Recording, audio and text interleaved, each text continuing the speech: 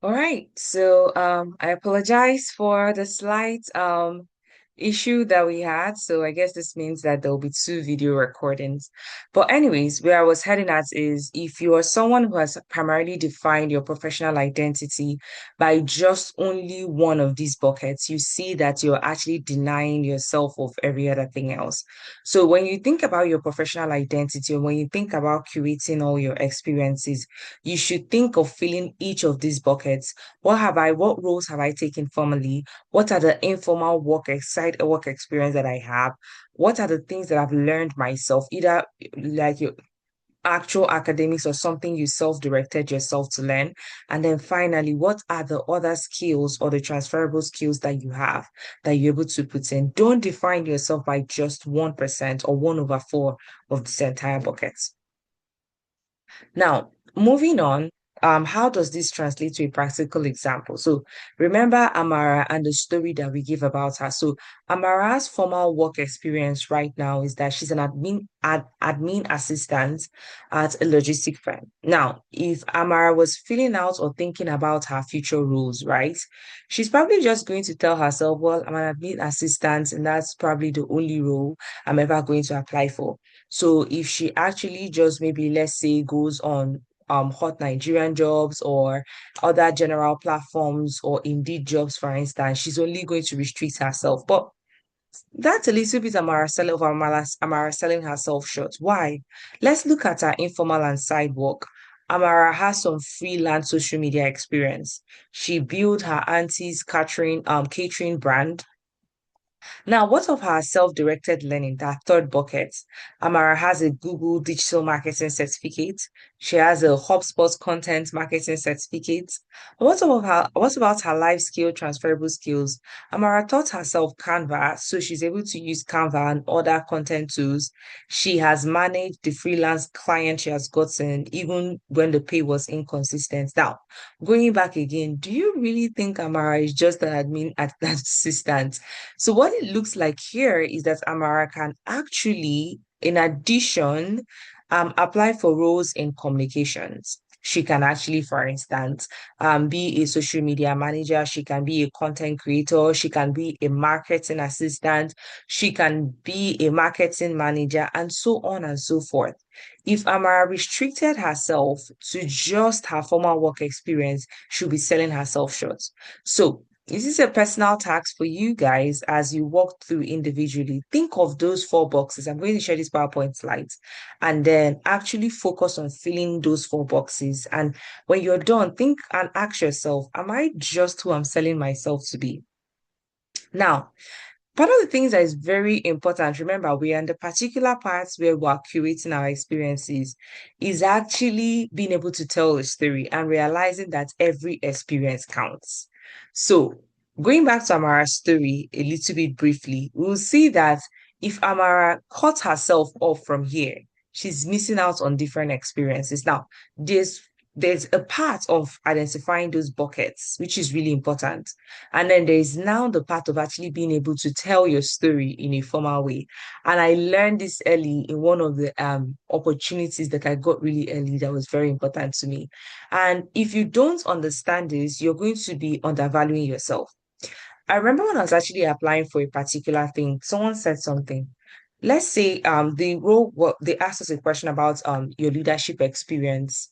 And I let's say I was an admin at a particular WhatsApp group. And I was like, I've just been an admin. I organized one volunteering role. And to me, it was not I organized an outreach, rather. It wasn't so much of a big deal.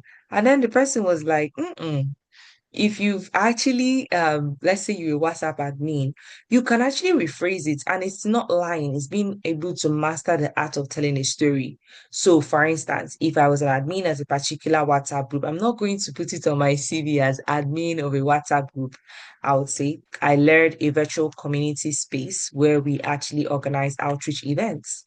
Now, this thing that I said right now is literally being a WhatsApp group admin, but it's being told in a way that is better. So let's go back to Amara. For instance, Amara could say, well, I help my auntie in selling things online, doesn't really matter. But what it actually is that she has some experience with e-commerce and digital marketing. You can tell, well, I taught Sunday school at church. And then what actually translates is that you're able to design a curriculum and you're a public speaker. You can tell yourself, well, I organized a campus event. Well, that actually translates to events planning and stakeholder management. Now, I'm not saying you should lie. Please, if you've not done any of these, do not say that. But you see, if you're someone who says, well, I think to graduate, for instance, you write a school research paper and you actually wrote it yourself, you actually have some research and technical writing skills. If you volunteered at an NGO, you are actually a non-profit operational person and you have experience with community engagement. So being able to kind of map out your story and being able to tell it is very important. If not, you're going to be underselling and undervaluing yourself. It's kind of like when you work in an organization, it seems as if those who allow this get a lot more things. And it's not that, it is that people naturally reward those who are able to tell their story. So if I go at an event or if you volunteer, let's say for us at IHA, you're not just, or even for those who are, let's say, tribe leaders, or for those who are one way or different capacities, you're doing something, you can actually say you led a virtual community. You put so, so and so. I led a virtual community. We're able to meet up with a goal. If you are contributed to submitting the assignments, you can say I was part of a tribe, I was part of a group of African women. I contributed ideas and we met the organizational goals or the goals of the program goals at 100% because you submitted all the assignments. So this is a way to actually be able to master telling your story and please don't undervalue yourself. Let's go back from to Amara again. So Amara built her portfolio from really nothing. So let's say Amara, another Amara who is a fresh graduate. She's from Senegal, has a communications degree. She wanted social media marketing work, but she had no experience, so nothing formal. So in her formal bucket, she had nothing. Right. And then she managed, but when she was in school, she was very bubbly. She managed her campus WhatsApp group. She created Canva posters for campus events. She helped her friends' Instagram business. And rather than stop in one bucket, when she was applying for a particular role, you guess what she did? She actually compiled the screenshots of what did. She wrote her case studies. What were the goal? What was the action? What was the result? She uploaded everything and created a virtual portfolio for herself. And within 3 months, she got a paid internship. And her interviewer said, you showed us thinking, not just tax. So Amara could have told herself, oh, I actually want to be a social media marketer, but I don't have any experience. And let me just go and take Canvas courses, which is important. Or she can actually look back and then begin to see across the different buckets, the different things she has done, and put them in a bucket, put them together, and make it into something that is beautiful.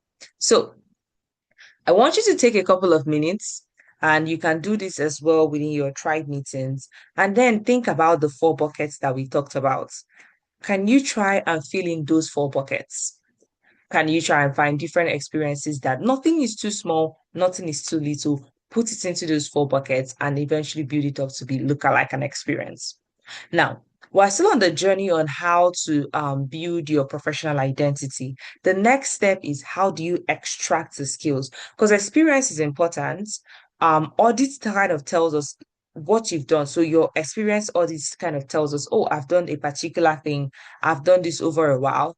But then your skills actually tell us what you can do. What are you made of? So if I'm hiring, I want to see, fine, your experience is your past, your skills is going to predict your future.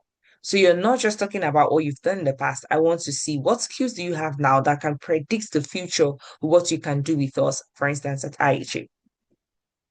So this kind of brings us to that ladder. How do you translate? How do you extract your skills from the experience that you've had? So let's go to Fatal, for instance. Remember, we dropped at Fatal. Fatal worked as an NGO and she runs grant proposals, even though it was just for her friend. What does that actually translate to? Well, that means that for her to be able to write this, she had to understand the mission. She had to translate it into the way the funders understand. And so what, right? So what this means is that she can translate complex ideas into something that is very structured and persuasive. And then what does this mean eventually? Well, it does mean that she has skills in persuasive writing. She's able to do some form of stakeholder communication. She's able to translate her vision into something that is fundable. Now, if you go back, look at where we started with. If someone had told Fatal that, oh, do you have skills in persuasive writing, stakeholder communication, and all whatnot, she would have said, oh, no, I just wrote a grant for a proposal. I don't have those experiences. But that would be her short selling herself, right? Because she does have these experiences and she does have these skills. It may not look magnificent or so big at a particular moment, but don't short sell yourself. So, in order to kind of extract, ask yourself, so what? I volunteered at an organization, so what? Oh, this is this. What is the next ladder? What is the next ladder? And then it's going to take you about 3 times to be able to get to a transferable skill. Now, there are three important transferable skills that you have to name. Number one is your technical skills. What can you actually do? So let's say Amara, for instance, she has skills in social media management, Fatal, financial reporting, grants writing, data entry, and so on and so forth. So these are specific things that are learnable. Now, the next one is the transferable skills. Now, these are skills that you take in wherever you're going to do, right? What I'm doing at IHA, I didn't get to go to school to actually study that. What I studied for my undergraduate studies entirely different. But I got some transferable skills that I'm taking into this place. So it's communication, it's problem solving, it's project coordination, analytical thinking. And then the third is what are your adaptive skills? Now, this is very very, very important. I listened to something some time ago and they said something about likability. Likability is so crucial that you may have two people who attend a particular interview, same qualifications, really good, but one has a very good likability, which is part of the adaptive skills, and then the person will be taken. So, what are the personal qualities that shape how you work? Are you resourceful? Are you dependent? Are you resilient? Are you someone who navigates irrespective? These are the skills that you need to name.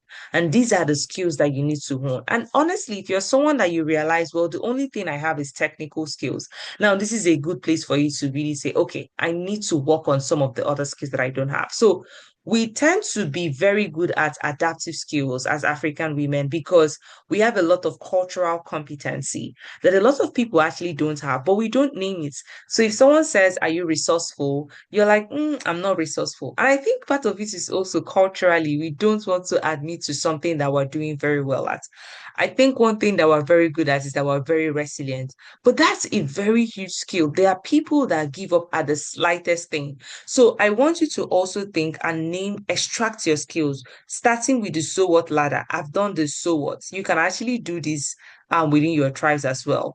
And then also then think what are the adaptive transferable skills and into those three skill buckets, name them to be able to help you. Now, we're moving over to the fourth section of discovering your professional identity. Now, we've talked about your experience. So I said your experience tells us about your past. Now, your skills kind of helps me know, okay, this is what you can do, and this is going to predict your future. Now, your values, which is something that we really, really don't look at, helps you know what you should pursue. And let's look a little bit into that. So, to do this, I want you to pick out your top five values. Now, let's go with the first five rules. So if someone you've been able to walk through your experiences, you've navigated your skills, and you're like, okay, at this particular moment, my core value, what is really important to me, is financial security, is growth and learning. I want to express myself creatively. I want to have autonomy and I want to make impacts. Now, these are your top five skills. It can be whatever, it can be a range of very different things. Now, it helps you think, where should I be? Now, let's go to something that is very practical. Now, let's go back to Amara. So, Amara, as of the last time we saw her, she was able to name her skills. She got a fintech role to offer her a fintech startup to offer her a particular role in Lagos. And the pay is about 250,000 naira. This is more than she's ever earned before. But while she started working, she's very excited. The company culture is very toxic, and the founder is known like for burning through like the young staff, like, you're not doing well enough. it's very toxic for her. She doesn't have time for her family. Now, Amara's family, they are very excited. Finally, Amara is earning 250K. This is going to be very good. Now, I want you to have this conversation within your tribes. If Amara's top values are growth, creative expression, and financial security, what do you think Amara should do? I'm not I may be tempted to give a response, but I want you guys to think through this. What do you think Amara should do? Do you think she should stay with the 250K? Do you think she's able to honor all three of these values?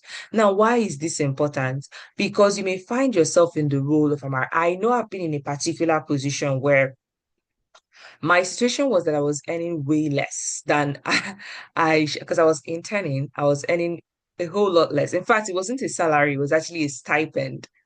And but I remember that every single time I went to work, I learned something so important. So I really asked myself, what is really important to me? Is it the money or is it the skills that I'm learning? At that particular moment in time, honestly, getting that money was not a key priority because that was not my core value. If I would go back to this, my core value at that particular moment in my life was growth and learning, was purpose, and it was challenge. Those are the three top priorities for me. And because of that, I stayed true at that particular job. Now, as years have passed by and I've gotten some experiences, I think there's been a change in my values. And this is important because if I'm considering a role right now, and if I ask myself, well, what's really important? Let's say someone is starting a family, and then a key value would be, well, maybe my family alignment. I want to work in a particular place where I can be with my family. Or it could be financial security, which is not bad at all, right? If you have someone to take care of, if you have people to take care of, you can tell yourself, you know what? For these first 2 or 3 years, I'm going to focus on making money because I really need money, right? And then later on, my values will be changed and I'll come back. So that's why flexibility is very important. There are people who are at a point where money is not necessarily their problem. They just want a job that is very flexible, that will not stress them at all. So thinking through that and being able to, what are your top values at every moment, but that should drive where you go to. That should drive where you take your experience and your skills to. And this helps you not just take anything. So and your tries, I would really, really love to hear you guys. And I'd love to get feedback. So drop your comments on Google Classroom. That will help me know you watched this video. What do you think Amara should do? Let's move over to Fatal. Now, a big firm contacts Fatal and then they want her back. They said, hey, we want you to come back this time around. There's a clear promotion path. Her mom is overjoyed. Her salary will solve every financial pressure. But remember, with Fatal didn't really like what she was doing in that particular organization. She loved the NGO work that she's doing. It makes her feel very alive. Money is not necessarily her key priority. She probably made a lot of money when she worked in the previous organization. She just wants autonomy to do what she wants to do. She wants to feel like she's doing something that gives her purpose. Do you think that she's in the same position with Amara? Well, still discuss within your tribe. What do you think they should do? Now, the importance of this as we kind of wrap up and wind up is you see how crafting your professional identity is not just a one size fits all. And that's the reason why you don't look at people because you don't know what their values are, you don't know where they're heading to, and you don't know what they want to achieve. So, thinking through all this, starting with these are the challenges, these are the experiences, these are my skills, and these are my values. It will kind of, by the time you sit down and map it all together, it boils down to a particular point where you see, I think I know what I want to do. I think I know what to say yes to. I think I know what not to say yes to. And this brings us to your professional identity statement. And this is where you converge every single thing. And to do this, I want you to think about this through the identity stack. So the first layer is what do you do at this moment and what are you building forward? I believe that if you follow through what we've done before or a couple of minutes ago, it kind of makes sense. Now, what are the key skills? Remember from your extraction, what are your values and what is this will define what should your energy go to at this particular moment. So for Amara, for instance, her role and direction is that she's a communications person. She's interested in that. She loves it. Her core strength is that she has very great creative problem solving skills. Remember from the skill extraction. Honestly, her value at the moment is that she wants a work that is creative, impactful, that gives her room to grow. She doesn't just want to go to an office. And because of that, her current focus is moving into a dedicated marketing role. So you see how all this now, if Amara did not sit down to think through all these things, she would just randomly apply for a particular role and still wonder, why am I not satisfied? Now, let's move over to Fatal. Fatal loves finances. She loves getting money for organizations. She loves doing something that, she feels like gives her a sense of purpose. And then her core strength is that she's very analytical. She has very persuasive writing skills. She's a very intellectual person. And because of that, her key focus is on grant writing and financial strategy. And she's passionate about Africa, so she restricted it to Africa. So that's why I said moving through your professional identity is a journey. It kind of walks through and it builds up through different phases. So going back again, think about how you've been going through your professional identity or how you've been going through your career profile and whatever. I think like most of us, we usually find ourselves in this current focus. We've not processed through everything and we just get ourselves here. I hope this has been a very good experience for you to think through and realize that you don't start here. You don't start a building with kind of putting on the roof or the ceiling. You actually start with a very good foundation. So I want you to draft your identity statements. So to do this, think, what do you do at this moment and where are you building up toward? What are your top two strengths? What drives you? And where is your energy going to at this particular moment? Now, I think this kind of brings us to the last session. Now, your SWOT analysis is now that you know where you are. Now, let's map out where do you actually fall into. Now, most of us has probably heard about the SWOT analysis. So it's actually a strategy tool that is basically used by business people. It helps you see yourself clearly. It helps you kind of identify your strengths, your weaknesses, and what you're working to. So the S stands for your strengths. What are you good at? What are the skills, the qualities that you have? Your weaknesses, what holds you back? What are the gaps? Now, weaknesses are not things that you fail at. They are kind of things you're probably growing in and not so good at. What are the opportunities available to you right now? Around you, it's a global world right now. And then the threats are the things that kind of get into the space. So it could be your family, it could be whatever.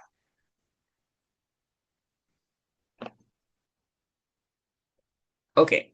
So let's look at Amara as a case study. So Amara's strength, as we've seen previously, that she's a very good communications person.